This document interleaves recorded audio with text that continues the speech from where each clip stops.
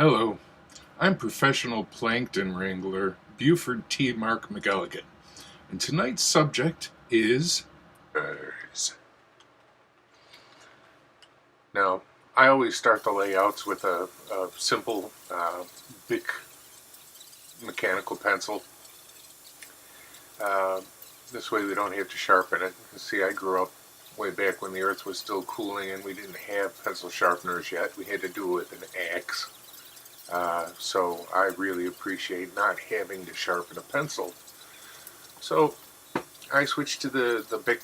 I could just click out a little bit more. And back then, well, way back then, actually the first time I ever drew Nosferatu, he posed for it. So anyway, once the layout is done in pencil lightly, I just basically make sure he's centered on the page and make sure that all of his features are where they belong, compared to each other. Then I'll go back with a charcoal pencil and I'll start darkening things up, which you see here.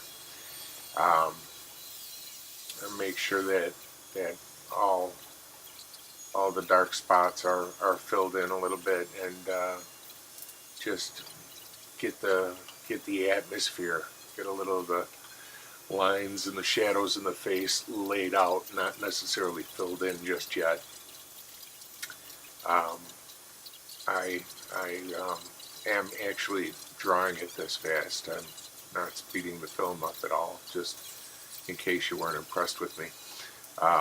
Okay, so there you go. We've got them laid out for the most part. Now I switch into a slightly darker pencil that I can, or charcoal pencil that I can use for the smudge, which is coming up, and I'll darken in these areas that are going to need some shadows. Now, Nosferatu tends to be a rather white character, so it's not as challenging as, say, doing the Wolf Man, where I've got to fill in all the hair, and or somebody like Frankenstein, who has a lot more craggy character in his face. The Nosferatu is pretty straight up.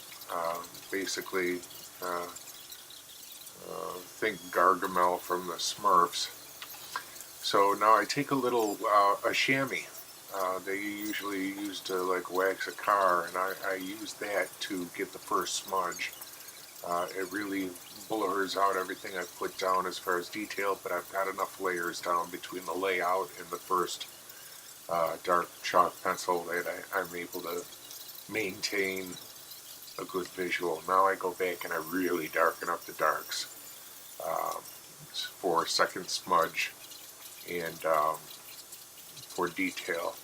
Now, usually I do a better job than this normally, and I'm not trying to make excuses, but honestly, I'm working around this camera tripod and trying to keep my head, and it's a rather large head, out of the way, so I'm kind of stretched out, reaching forward to this drawing where normally I have it in my lap, and it is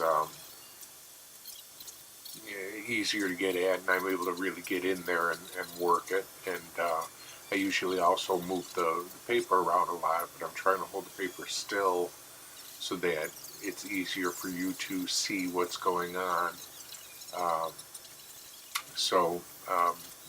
The fact that this one's not my best monster drawing, those are the excuses I'm using right now because of the angle I had to hit it at, and the fact that I can't really move the paper around that much. And I only realized after I got through filming all this and drawing all this that I had the camera at this angle, so it was sideways instead of straight up and down, which kind of PO'd me a little bit when I realized I had done it, but whatever, it is what it is. Now what I'm doing here is I've smudged with my fingers after this second, the darker, and now I'm going through with a small smudge stick and working it in. And being that this is just a quick tutorial thing, I'm just kind of leaving it at that. I'm taking my French gum eraser and erasing highlights into his face. Honestly, the eraser frequently is the best drawing tool you can have. Is the eraser. People are like, oh, I never draw. I always end up erasing more than I draw. Well, so do I. It's just kind of the way things are. Um, Nothing comes out perfect the first time. So there you go. Now I'm putting a couple veins into his head with the smudge stick, but you can't quite make that out.